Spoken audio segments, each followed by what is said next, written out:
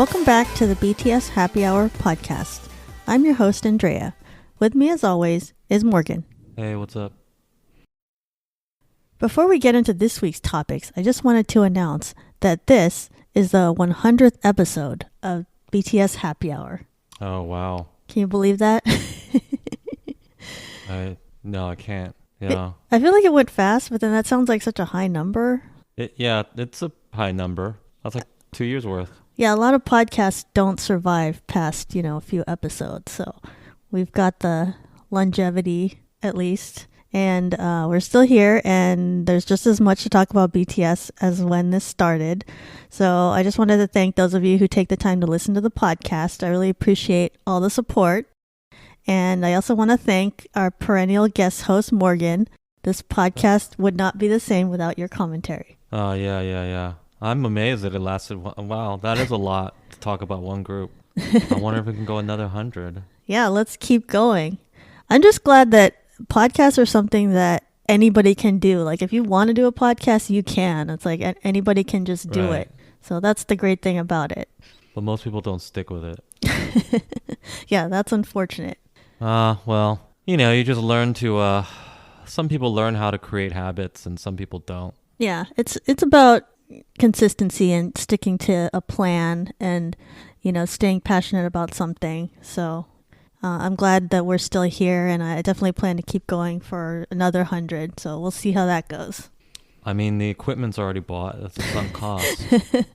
Unless something breaks, then we're in danger. No, you just replace it. Yeah. So My Universe, the collaboration between Coldplay and BTS, was released on September 24th as a single ahead of Coldplay's album being released in October. My Universe is an uplifting pop song about a difficult love and works as a promotional single from Coldplay's Music of the Spheres. The track was written by Coldplay with BTS rappers. Originally, it was made for only BTS, but the artists ended up performing it together. The chorus vocals sung together were recorded in April 2021 when Coldplay's Chris Martin visited South Korea. The song marks the first collaboration between the two artists. So I like how when Chris Martin was in Korea that one time, everybody was like, is he working with BTS? And then that's what was happening. Yeah, it's like, that's exactly what was happening. You can't hide it. You can't go to South Korea and hide your intentions. They didn't fool anyone with that. Although I remember when we talked about it, we still left open the possibility. It's like, oh, maybe he's here just for something else. Doesn't necessarily mean BTS. Well, I wanted to give more credit to the country of South Korea. Yeah. Like, if somebody comes to California, people wouldn't be saying something like, are you visiting Steven Spielberg or something like that? Yeah. Like, there's a lot of stuff in California. Of course, that's not necessarily what I'm doing. There's much to offer in South Korea. Right. There's a lot of important people to talk to. There are a lot of industries. So there's a ton of reasons that I could be in California, right? And I didn't want to be one of those like very self-centered army that think everything is because of BTS, Yeah, it's like, oh, you must be coming to visit BTS. Like, South Korea has a lot to offer.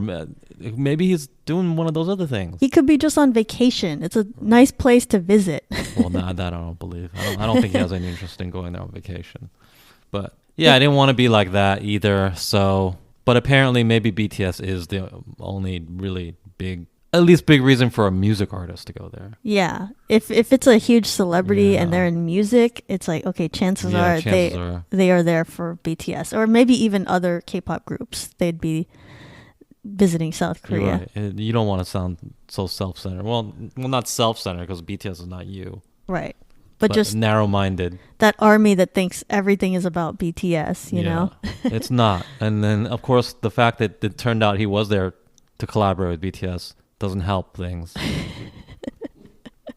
It just reinforces their idea that maybe everything does revolve around them, right? It could be at this point. It's like 2021. They're so big that things that involve just South Korea in general involve BTS. Ever since then, and even before that, there were rumors about Coldplay and BTS doing a collaboration because BTS sang Coldplay's song Fix You during their MTV Unplugged. So people are like, oh, well, maybe there's some kind of a relationship there. They're doing their song and, everybody liked that performance and Coldplay was very positive about it. But, covering someone else's song, that doesn't necessarily mean anything. So that wasn't like hard evidence of it. But yeah, once he came to South Korea, that was more evidence. And so the song came out, and I thought it was a pretty good song. I liked it.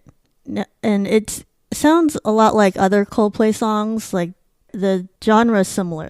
They were the songwriters along with the rap line of BTS and two other people that often work with Coldplay. So there's, a couple songwriters in there and Max Martin.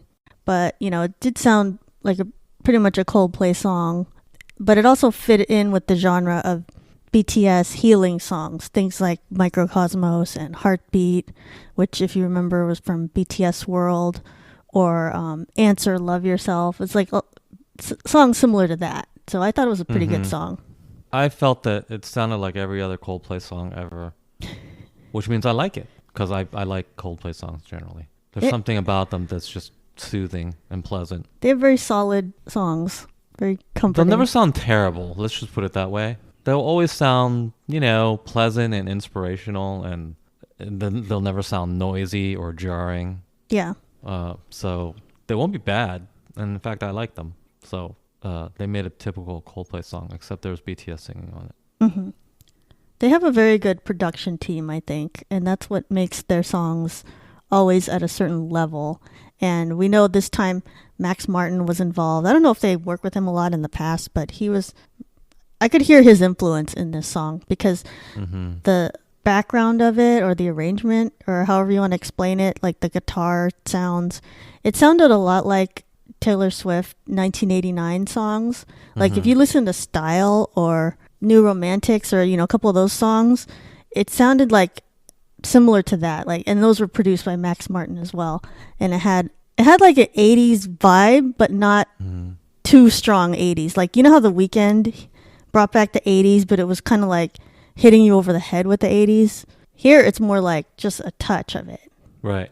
So I think the arrangement was really good, and I feel like that was probably because of Max Martin. I mean, I don't want to give him like all the credit or whatever, but right. It sounded like songs that he's created in the past that I've liked. On the Genius Lyrics page, it lists at the bottom there's going to be an acoustic version and also what they're calling a Supernova 7 mix coming out September 27th. So sounds like they're going to have like a couple other remixes of the song. So that's something we can watch out for.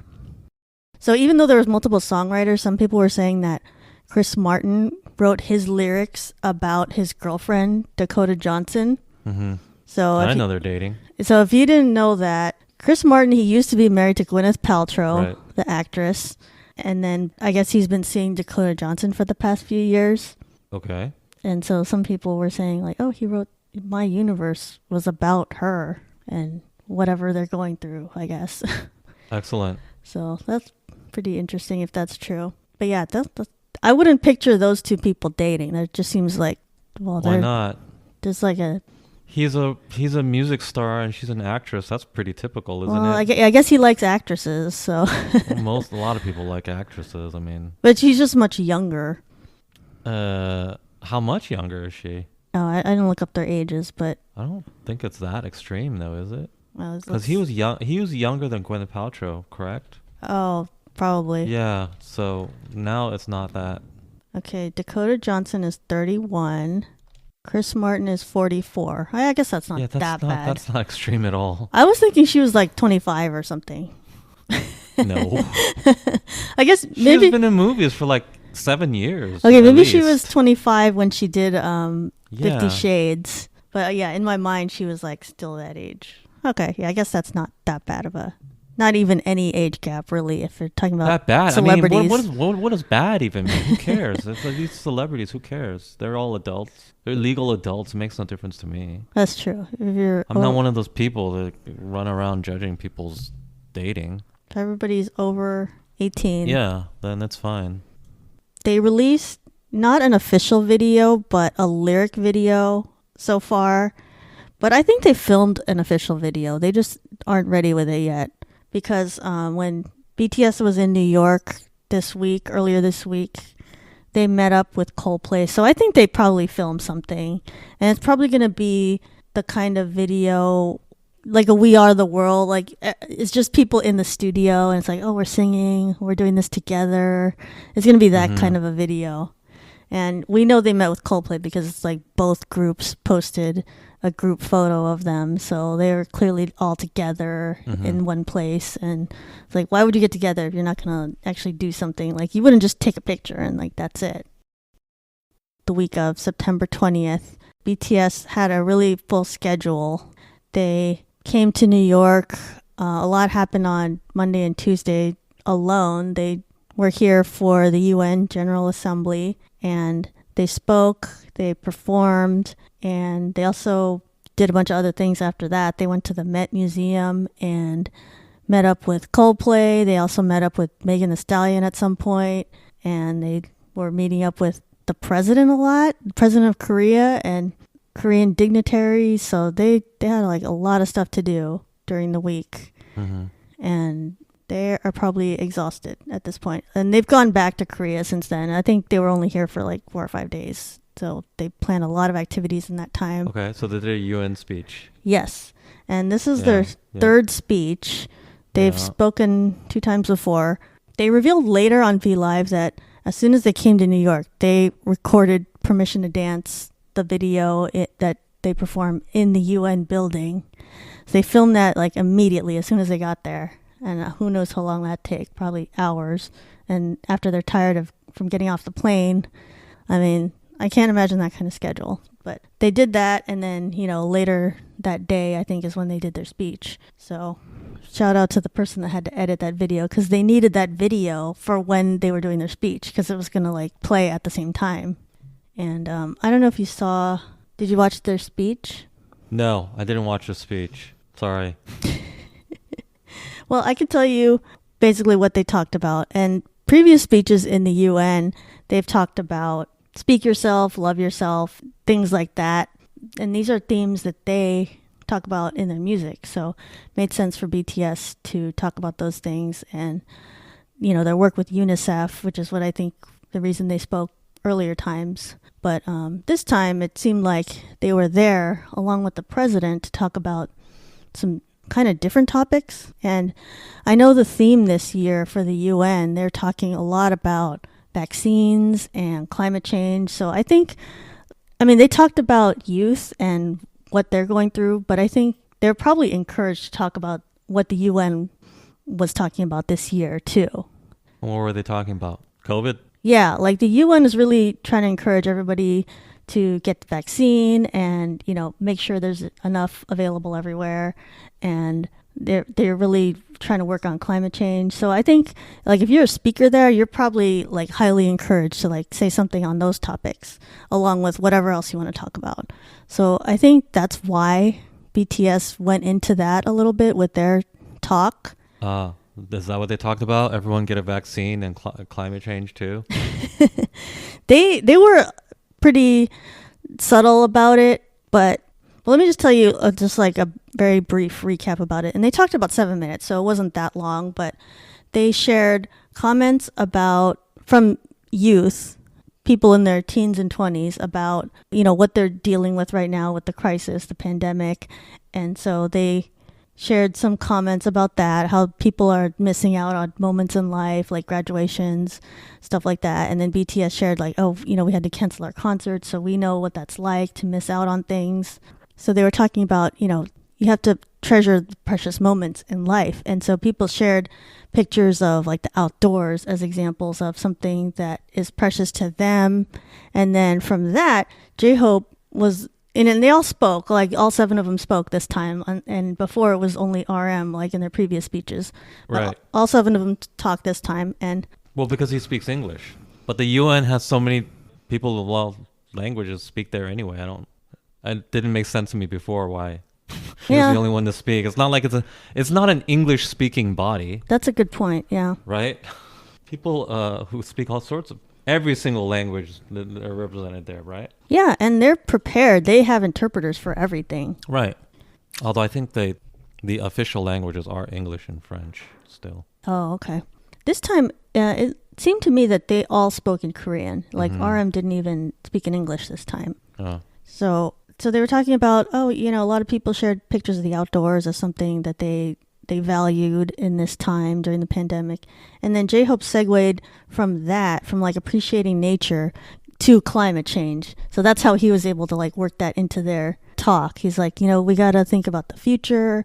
And if you care about environmental issues, RM was saying like, go into that as a career and study that. Jin was talking about how this generation, some people are saying they're the lost generation because, so many things they missed out on during this time. And he said, we should call them the welcome generation instead because they're going to be more open to change and not fearing the future. And the lost generation, they only lost a year. What are you talking about? And it's like, I didn't even know, like, we were calling that a name. Like, that's a whole generation that's lost. It's like, okay, well, let's just assume that's true because I didn't hear that happening, but okay. And then, so Suga was saying like, okay, there's choices we make that may not be perfect, but that doesn't mean there's nothing we can do as far as climate change. I was like, okay, he's trying to say like, let's do something about climate change. And then J-Hope was talking about people were wondering about BTS coming to the UN and asking if they're vaccinated. And then he confirmed that all 7 of them are vaccinated. And then he said, the vaccination was a sort of ticket to meeting our fans waiting for us and being able to stand here before you today. So that was the one part of it where I was like, okay. I don't know about that message about saying that that's what needs to be done in order to like move ahead. That's kind of like the soft message that he was putting across there. Well, they're speaking at the UN. They're going to have to fall in line with that narrative. Yeah, and that's what I was going to say is like the fact that they were invited there by the UN and their president, like President Moon, introduced them. I really think the UN was like, yeah, go ahead, talk about youth and stuff, but we would really love it if you could include something about these 2 topics. Because I really feel like they influenced what was said because, you don't really hear BTS talk about those 2 things very much. So they wouldn't do that just on their own, I don't think. Because, those can be taken as controversial topics. Like, I don't think BTS would go there if it was just on their own deciding what to talk about. So I do think they had a really good way of presenting these topics. It can be very polarizing to talk about that stuff because there's people on both sides of it. And, if someone doesn't agree with you, it's very common these days to be like, well, I hate that person now. But they had a way of speaking about it to make either side feel like, yeah, I hear what you're saying. I understand. Like they didn't polarize anybody with the way they said it. So I think they did a good job with their speech. And I think that it was HYBE or BTS that was responsible for the text of it. They certainly are always diplomatic. I wouldn't ever say that they're controversial. So yeah. And the part that they said about youth, that is very consistent with their previous messages at the UN and also previous themes of albums. It's like, make sure you speak yourself, make sure you love yourself, follow your passions. I think they were able to include those kind of messages in their UN speech. And I think that is very authentic BTS. The UN was kind of influencing what they talked about just by inviting them and them being there with the Korean president. I'm sure maybe there was a little bit of an agenda there with them, not BTS. I just feel like, they were invited, so they feel like, oh, we're honored. This is such a, hallowed place to speak. Of course, we'll conform to what the message is here and the theme this year.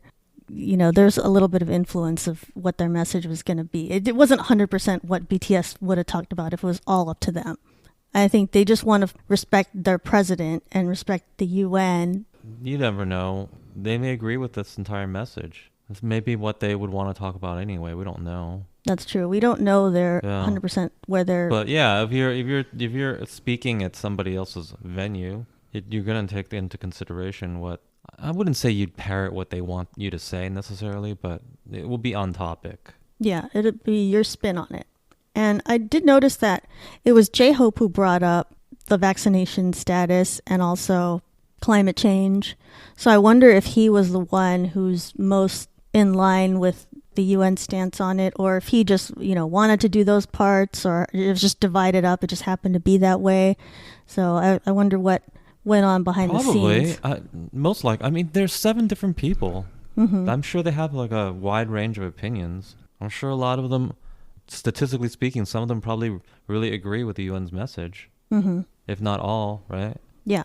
So I see no problem with that. They're not heavy-handed about it, so there's no issue. Yeah. And I think it's great that they were asked to speak again, that they are given the respect and they command such a presence that the UN wants them back every year. So I think that's great. But they do bring views, so you have to think about, oh, maybe the UN has a motive here because they want to clout chase too. Like, don't think they're above that. It's like every channel, like if you're MTV or if you're the Grammys or whoever, it's like you're gonna clout chase BTS because they bring so many eyes to whatever they're doing. I think the UN isn't above that. So you just have to look at things and like have your own point of view and always be a skeptic. And just remember, like, UN, okay, yeah, United Nations, that sounds like great in theory. Like, oh, all the countries are working together to make things a better place. Like, the UN is kind of corrupt. Like, they're not doing 100% good things in the world. Like, they're letting countries get away with bad stuff. Like, there's like a human rights council, and like on the council is like all the countries that violate human rights. Is a bureaucracy, so yeah, it's always been somewhat corrupt or hamstrung by the fact that there's like a security council. There's some countries that have way more influence than others. Mm-hmm. Some countries can sort of even veto others. It's just a bureaucracy. It's not. Some people like to think it's some sort of like quasi world government. Like, well, maybe it is, but if it is an indication of what a world government would look like, then you want no part of it. It just looks like a sloppy, bloated, corrupt bureaucracy. Which, honestly, if we ever have a world government, is probably what it would look like. Probably unavoidable. And I don't understand how. I mean, I see why it is. It's because that's the current issues right now, like vaccines. But what happened to like the UN when they were talking about humanitarian issues? Like, remember they used to talk about like, oh, there's people starving in such and such place. Let's help them. Like, they used to do stuff like that. They still do stuff like that. I guess it's not as flashy or whatever, but yeah, I just thought, okay, they're really talking about vaccines a lot this year and climate change. But the vaccines, okay, the only reason that there are vaccines is because the US by itself decided, let's make sure we develop vaccines for COVID really fast, like Operation Warp Speed. Like, that's why there's vaccines. It's not because the UN did anything. But now they're acting like, yes, the vaccines are so important. Let's make sure everybody gets them. Like, they had a part in that. Well, to be fair, that's not necessarily exactly accurate. There are other countries develop vaccines too. It's not just a U.S. thing. They develop some crappy ones, but nevertheless, they develop them, right? Yeah, and I guess my point is, like, real things happen when it's from countries decide to do it, not because like the UN people got together and made a plan. That's not why there's a vaccine. And also, let this be an example of why people from foreign countries, it's really easy to crap on the US for not having universal health care and saying, wow, your people have to pay for health care? You're so backwards or whatever. It's like, yeah, in a way that's backwards. But when you really need a for-profit system to be like, companies to be motivated to develop something really quickly and effectively, guess what? They're more effective in a for-profit environment because the incentives are there, right? Yeah. Like, these companies have financial incentive to be first and develop a good product. And I can't help but think that that's part of why, like Pfizer developed a vaccine so quickly. Other countries can have universal healthcare, and that's fine, and that's probably good for them. And they kind of benefit in a free rider way from the innovations that happen due to the U.S. for-profit system, right? Like, once these drugs are invented or developed, yeah, your universal healthcare system can benefit from it, right? The medicine wouldn't be as advanced if we didn't have a for-profit system. Yeah. If we all had a universal system, that incentive structure wouldn't exist. So you can thank us. You can thank us for screwing over our own citizens and you benefit, right? But it's not accurate to say that we were the only ones to develop it. No. There were some other ones. Yeah, that's true. The other ones like AstraZeneca. Like, right? That's UK, right? Right. But then they decided that one's not so good. Oh, I wonder why. Right? Yeah. I wonder why. Maybe it's because, I don't know. Actually, maybe that's not fair because AstraZeneca, if they had developed a good vaccine, they would have still benefited. They could sell it in the U.S., right? Yeah. I don't know. I just didn't like my perception that the UN is acting like, yeah, we're doing all this stuff for the world with vaccines. Like, nothing happened because of the UN as far as vaccines being developed, because it's a bureaucracy. They don't get a lot done. The UN is just a lot of leaders talking, it seems like.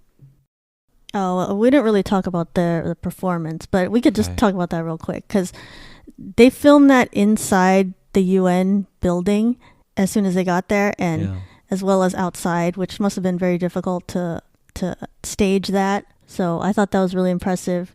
But I feel like the inside of the UN building, it looks so dated. It looks like an evil, like, supervillain lair, like, or Legion of Doom. Mm-hmm. I wish it looked different inside, but, you know, that's what it looks like. The UN was built a long time ago, like in 1948 or something, and the decorations seem to be like the 70s. But I did think this was a really good performance of theirs, and I'm surprised that they even performed in the building. Like, I wasn't expecting them to sing or anything. I thought they were just there for a speech. But I guess the UN wanted to make, you know, more content, and they have, you know, a video that people can go to that's on the UN YouTube page. So I thought that was probably a very good idea. It'll bring a lot more attention to the UN, and you know, they also showed that at the end of BTS's speech after they were done talking. It's like, let's show this video. So after BTS spoke at the UN, all the late night shows talked about it. The Late Late Show with James Corden is facing a lot of backlash because they made some jokes about it on the show. Basically, what people took issue with is that he said, "Oh, some unusual speakers were there speaking at the UN," and he was talking about BTS. Like, it's like, why is that unusual? Because they've spoken there before. That's what first thing that ARMY didn't like about that. It's like, that's not unusual. You're just trying to, like, diminish them.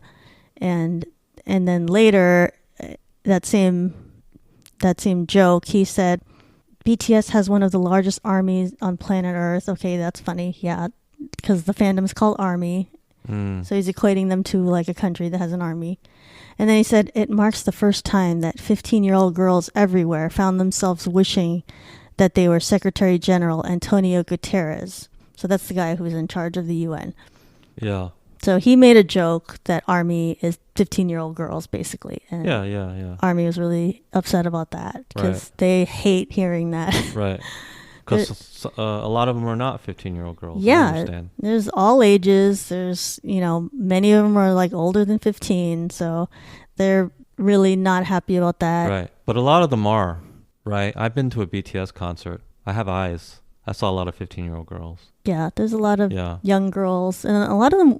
They were upset. They tried to cancel them, right? Yeah, they tried to... Okay. A lot of them were like, let's unfollow James Corden now. Fine. Okay. And the show deleted that video too. They had a little clip of it, that part of his monologue. Yeah. So it's like... Too much bad reaction. Oh, yeah, this isn't good. Let's delete this. Okay. But, I mean, you can still tell, like, everybody was still responding to it. And you know how it says on Twitter, it's like, this tweet was deleted. So it's like deleting a tweet doesn't really do anything. So they might as well have just left it there. I agree. They should have left it up. Never caved to cancel attempts. As far as I know, there wasn't any response after that. Like anyone, like James Corden. Well, how big was the hubbub? Was it a lot of fans or just a few out loud ones? I saw there's a lot of comments. I don't know how many. I'm sure the James Corden people are monitoring everything, so they must have thought there was enough of a response. It's like, oh, let's delete this. Let's pretend we didn't do this, And I think he should have known better. He should know that wouldn't have gotten a good reaction. So I'm surprised that it even happened. Like, I'm sure some other writer on his staff wrote it and he just said it, but you would think he would know the type of things that would cause a huge reaction among ARMY. So I'm kind of surprised it even happened.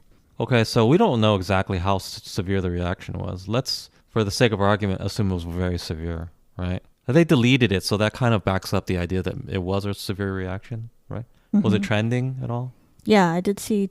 Well, was it trending? How much? There was hashtags, like I saw James Was it in the Corden. trending section? James Corden's name was Oh, trending okay. that day. It doesn't even necessarily mean anything. I don't know why I asked. Because they can manually just put anything trending. But usually if it has to do with K-pop, it is trending because of sheer numbers. Yeah, there's a number of people talking about it. Well, first of all, I don't agree that he should quote unquote know better. Well, no. The first thing I want to say is James Corden's not funny. I don't think he's a funny guy, and I don't think he's a good talk show host. He's a pretty good Broadway singer, but besides that, whatever. Second of all, I don't agree that he should know better. Like humor, comedy is like you're gonna offend some people. I think that's the default state of good comedy. We'll offend some people, you know. So I don't think that the fact that something offended some people means that you should have known better, not told that joke. If you are a comedian and you tell jokes that offend 0 people in this world, I would submit that you're probably a bad comedian. Do you know of any great comedians that have never offended anybody? Yeah, that's true. I cannot name a single person. And if you think you can name a single person, I would submit that you don't have a good sense of humor. Historically, the best comedians are the ones that anger people. Yeah, at least some. I'm not going to say, the most offensive comedian is therefore the best one. No, that's not what I'm saying. But good comedy takes risks. Good comedy doesn't care about offending people, or generally, right? It cares about what's funny, and it's going to take those risks. And you know what? I don't even think it's a tame joke, guys. It's a tame joke. Yeah. Calling fans of a boy band 15-year-old girls, it's a tame joke. I wouldn't even call that taking a quote-unquote risk, Taking a risk would be like talking about race or pedophilia or something like that, right? Calling fans of a boy band 15-year-old girls, it's really not a risk. And it's not a great joke, but not because it's offensive, because it's not true. It's not accurate. Also, there's no obligation for jokes to be accurate. Mm-hmm. There's 0 obligations. Like, did you know that statistically that they're not 15-year-old girls? Like, it doesn't matter, man. It's funny because there is a general impression, right, that you are 15-year-old girls. That's the general impression. So that's good enough for a joke. The standard for a joke is not like rigorous, peer-reviewed statistical data. As far as I know, it needs to appear true to enough people in the audience to strike a nerve or, hit that funny bone, right? That's it. It doesn't have to be accurate even, right? If a guy made a joke about some of these various there's some various inaccurate things that people quote believe, right? Mm-hmm. Like, I don't know, like they think that your fingernails grow after you die, right? That's something a lot of people think is true. You can make a joke about it because lots of people think it's true. That's fine. It's not accurate though. Your fingernails don't grow. You're just like your body starts to shrivel. Right. Oh, but you can't make a joke about that because it's factually incorrect. No, you can still make a joke about it because people know about that, that that false trivia, right? So they understand it. They get the joke. It's fine. It's enough, right? And the other thing is that I feel like some fans have they have too thin skin. You should be able to laugh at yourself. Yeah. And that's something I think you acquire with age. Which, by the way, if you're incapable of laughing at yourself a little bit, it does kind of indicate that you are pretty young. It doesn't help your case here, right? A lot of these people who are offended, I bet a lot of them were 15. I do think a lot of ARMY overreacted about this whole thing. And I'm anti-cancel culture, so I'm not canceling anyone. Okay, James Corden, maybe you took kind of a chance with that joke and maybe it didn't work out. I'm not canceling anyone. I do think everybody should remember, like, James Corden has supported BTS a lot ever since 2017 when BTS was there for the first time and they did the flinch segment and they did carpool karaoke, and they also did, I think also was James Corden show where they did the hide and seek that Ashton Kutcher was there. So there's a lot of great moments with BTS and James Corden. So I don't think you should throw that all away just because of this joke that you didn't like, Yeah. And was it a little bit of a dig? Was it negative? Yeah, maybe. Not even really. I mean, in the grand scheme of things, no, it's not that much of a dig. Okay. It's not that bad. I would just ask these people who are that offended. Have any of you watched like a roast? You do know that people like willingly submit themselves to roasts and have people viciously ridicule them, right? Yeah. Because it's just fun. It's just fun. You have to be able to laugh at yourself. Some of those are really harsh. Yeah, and they can be brutal, okay? But it's funny. And as you get older, you just realize that you're not that important, okay? It's not that serious. You're not like you're not Jesus Christ walking on earth. Like Okay? untouchable. Yeah. And it's sometimes it's even healthy to be put in check. And how are you put in check? By people ridiculing you, by people not taking you seriously, right? By people not saying positive things about you. So saying something even slightly negative, I don't think it's necessarily a bad thing, right? And oftentimes it comes from people who are your friends. Mm-hmm. And like you said, I don't think this indicates that James Corden dislikes BTS. In fact, he probably really likes them. He's had them on many times. I bet his ratings have been great every single time. He probably thinks very highly of them. But so, you can still make jokes about people that you like. Mm-hmm. And I'm sure BTS wasn't upset about this joke. They're probably just like, oh, this is James Corden. He's being funny. And I'm sure they're totally fine with it. They haven't canceled him. Now, if we never see him on the show again, then okay, maybe they did feel something about that. But I think that they are still on good terms with James Corden after this. So during the week that BTS was in New York, V has been spotted at the hotel that they're staying not wearing a mask. And K netizens have been reacting to that. So on one hand, the netizen who wrote this post is saying there's no restriction for masks in America, so it's okay. But on the other hand, it's not okay, and he should be wearing a mask because he has to return to Korea, and so V is putting himself at risk there. So the photo that was circulating was BTS members, including V, were walking inside of the garage of the hotel that they're staying at. So they're like walking back in from the car into the hotel. So I guess Koreans they thought it was pretty unusual, V being seen without a mask on. And I think, some of them reacted pretty strongly. They're like, you should have one on at all times, because in Korea, like, they're a lot stricter about it. Like, people have a mask on all the time. Like, even before COVID, people would wear a mask like wherever they go. And it must be pretty jarring to see him without one on. But, here in America, it's not required everywhere. It's not, it's like different state by state, but also depending on the business. And also depending on, like, okay, are you outside? Then it's not required. It varies. So I don't think they should be so harsh about it if, the ones that are saying, like, he should have it on even when he's, like, not next to any other people.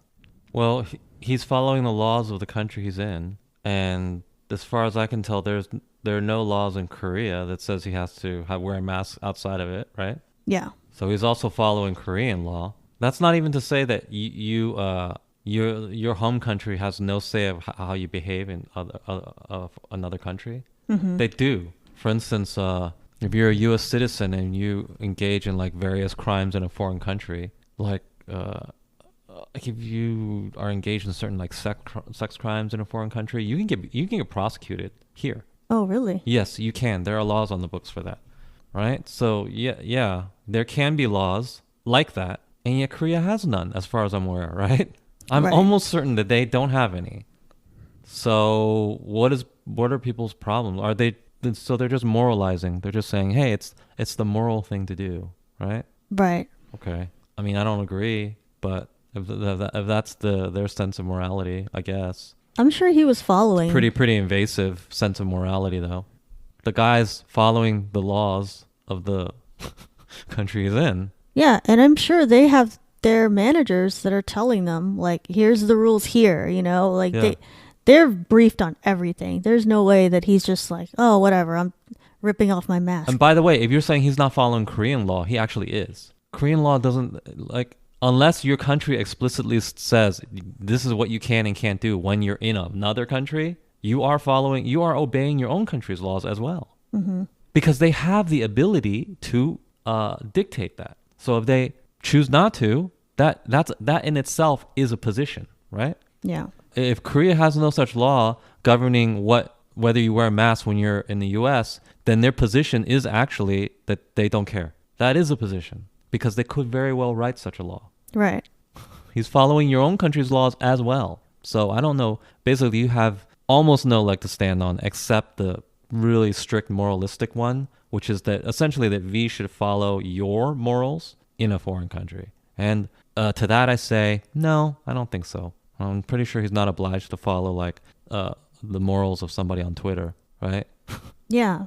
And it's just the logic of it too, is even beyond like whatever the international law might be, but it's also, okay, we know all of BTS is vaccinated because that's what J-Hope said in their speech. They're all vaccinated, so there's very little risk he even has it anyway. And he was outside. Like, I think in a parking garage counts as outside. It's Yes. like you're not inside of a building, so that's outside. So there's very little way for him to transmit any virus that way. And also in the photo, I don't remember there being anybody even close to where he was. He's just like walking on his own in the parking lot. So he's not doing anything by not having his mask on. He's following all the laws he needs to follow, and there isn't even a risk. There's nobody near him, and he's vaccinated. So yeah, I think if anybody was trying to like be the mask police here, it's like that you're going too far. On September 23rd, the first teaser for In the Soop Season 2 was released. It revealed, surprisingly, that a private home was built for the members. According to the teaser photo, the production team was given 3 months to build a getaway house for BTS. And it seemed that they did this because of how many fans went to seek out the place they went to for In the Soop Season 1, which is just a rental place that anybody could go book and, stay there. And what happened with that is people booked it up for like years ahead. So, that place got really popular because BTS stayed there for, a few days. So this time it seems that they decided to build a giant mansion in the middle of the forest somewhere in Korea just for this show. So I thought, wow, that's crazy that they went that far. Like you probably have to buy the land and you have to buy all the materials and build a whole house. And I don't know why it had to be such a huge mansion because to film this show, it's like you don't need like tons of rooms or anything. No, you do. I mean, the last place, it's like, okay, a lot of the bedrooms, it was like 2 of them were staying in them, and then some of them were not very good, and they were like small, and, one person staying in a... Wait, why were they staying in a crappy place in the first... What? What is the show? Why are they staying in a bad place? Well, the purpose of In the Soop is it's like a getaway. So it's kind of like camping somewhere almost. But so they'll have like a relaxing getaway, and then they can like fish and like bond with each other and stuff like that. That's the premise of the show. Like they're doing like things in nature. Oh. So like it's not important that the house be like that great. So that's why I'm surprised like they built such a huge house. Well, they have higher standards now, maybe. The house itself didn't seem that big for like 7 people. You have to understand 7 people, right? There's them. There's also probably production crew lives there. Yeah. It wasn't that big for that as far as I could see. I could see making the size larger because you want to accommodate camera crew, so you need to be able to navigate that and have cameras on trolleys and things like that, so you need a lot of space to work with. So I could see maybe they just want to live in a nice place too. Yeah, I could see from that standpoint. Or maybe they want season 2 to be more luxury. It's not even that extravagant. Building a house is not that expensive. It's usually the land that's expensive, and if this is the middle of nowhere, the land must have been cheap. Right. I also think maybe Hybe bought this property and they built this house because they're going to use this in the future for things. They're going to have like stuff filmed there, like maybe videos, or they started In the Soop 17, so they're going to have... Well, they might even just sell it. Who knows? Oh, that's true. They might even sell it. It's like, oh, BTS stayed here. This is going to, bring a huge price for Hybe. So they could do that, or they could film other In the Soop seasons there because they started doing that with other groups. Right. But I have to say, if you're used to the Korean scale of things, which is, small homes and apartments in a very dense city, then yeah, this could probably seem big and extravagant, but it's out in the countryside, so it can be big. You know, the land's cheap. That's what counts. Yeah. That's the real price of things, the land. I saw a house. Looks nice. Looks really nice. Pretty, not super modern, like as my taste, but it looked kind of like a Hamptons house. Yeah. For you non-Americans, that's expensive. Because we're rich people in New York, where it's near New York, but it's more like a vacation area. Mm-hmm. The East And it's Coast. not densely populated at all. It's just got big homes, and they're all white and sort of quasi beach town Yeah. vibe. It's a lot of them Nautical. are on the water, and Wow. everyone there has a boat. Yeah, it had that. Even though I don't think it's near a body of water, this house, but it looked very Hamptons to me. It looked very open. Like the front of it had like a huge opening. But yeah, I'm sure that's for visual reasons. But I agree that it is very American style type of house, just with the style of it and the size of it. But it also reminded me of how, you know, on MTV, The Challenge, they stopped having them stay just wherever in a house or in hotel rooms. They started just building a house somewhere. Like, you know, the show is in Croatia, or the show is in somewhere in Africa. They'll just build a house in the middle of nowhere just for the purpose of the show. So it felt like that kind of a move. It can often be cheaper. Yeah, because it's hard to find a place that's suitable for filming, that's big enough and has all the amenities that are needed for something this scale. So yeah, Hive may have decided like, okay, this is just be more cost effective. We'll just build a new place somewhere and it'll be cheaper and easier, and we can do whatever we want there. But yeah, it sounds like they didn't have tons of time if they had to finish the building of it within 3 months. But, you know, I'm sure they have contractors in Korea that can work fast. So I'm sure it all worked out for their purposes. But yeah, I thought this was really cool. It's like, wow, it's a mansion. It has a tennis court. It has a swimming pool. Like if this place was in LA, it would cost a lot of money. That same exact location. Well, yeah. I mean, like I said, it's the real estate. Huh? It would cost like $70 million. Makes you wonder what are they going to do for In the Soup season 3? Is like it's going to have to be on Mars or something. China announced on September 18th that it will be banning lip syncing for all its singers and idols, claiming it is deceiving their people. Their cultural board decided upon the new rules to prevent too much focus on visuals in the saturated industry and for the future development of their music cultural scene. All actors, singers, and idols will be punished if they are found to be lip syncing. So this sounds pretty harsh, what they've come up with as far as rules, like not having lip syncing allowed. And that's going to be tough because a lot of groups, when they first start out, they do a lot of lip syncing, like especially girl groups. I hate to say it, but a lot of them don't sing live for a while until, you know, they're pretty well established, or if they think, oh, this is a venue where we need to sing live. Or ever. Yeah, like there's some that never do it. I feel like, yes, I agree there's like way too much lip syncing that happens with K-pop groups. But then, okay, do you really need that to be a law? That seems like going too far. But then again, this is China. They can do anything as a law. China's really good at making laws. They never stop working on new laws that restrict people from doing things. So I'm not surprised, at the same time I'm like, oh, okay, really?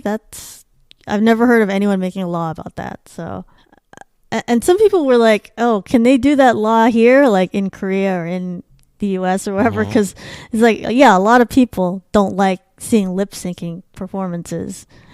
But I mean, of course, they were just joking. But yeah, I think just in general, people don't Were they? Were they? I bet you a lot of people were serious about that. Here's my take. I feel like, would I prefer that groups sing? Yeah.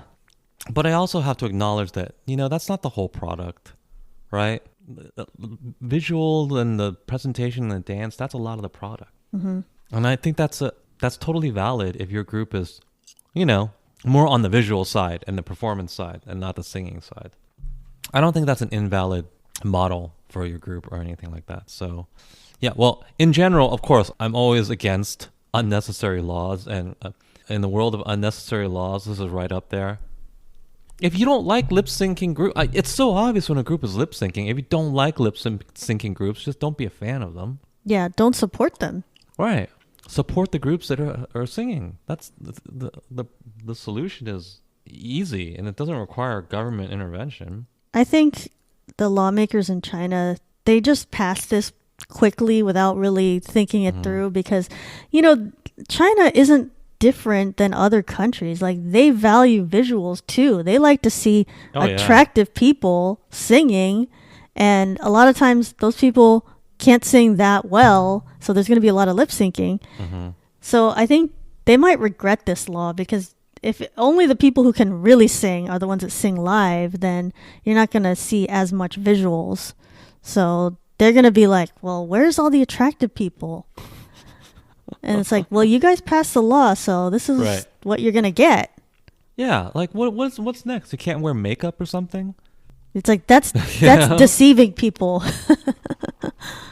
Like, the idea that you're deceiving people. First of all, I push back on the idea that it's even deceiving. Can you not tell that they're lip syncing? Then how's it deception? You know what's happening, right? Yeah. By definition, that's not deception. Yeah, I guess this is part of their whole process of trying to lessen the influence of idols. And I think they think that people are too attached to visuals of idols. It's like, they are. So you can't really legislate that away from people, People still want to see attractive people. Also, is there some assumption on the Chinese government part that their homegrown Chinese artists wouldn't be lip syncing? They will. They need to. They're not any better at singing. What do you Do they think they're all awesome at singing or something? What the hell? They've done it too. No. I do think this is gonna backfire. Yeah. We'll see. So I wanted to start something new this week. So this will be a fun inside joke for the dedicated listeners of the podcast. And as you know, this was our 100th episode. At the end of each episode, I will let you know which emoji to post for the week. And then you can comment that on our latest Instagram post. So since this is our 100th episode, if you've listened all the way to the end, comment with a 100 emoji. The one that's like 100%, that emoji on our latest Instagram post. Thank you to our guest, Morgan. You can listen to BTS Happy Hour on Amazon Music, Spotify, Apple Podcasts, and other podcast platforms, or visit btshappyhour.com. If you like the show, please take a moment to rate, review, and subscribe. New episodes weekly. Follow us on Twitter, Instagram, Facebook, and Weverse. Since this is our 100th episode, if you've listened all the way through to the end, comment with a 100 emoji on our latest Instagram post. Until next time, this has been the BTS Happy Hour. Thanks for listening, and remember, make every hour a happy one.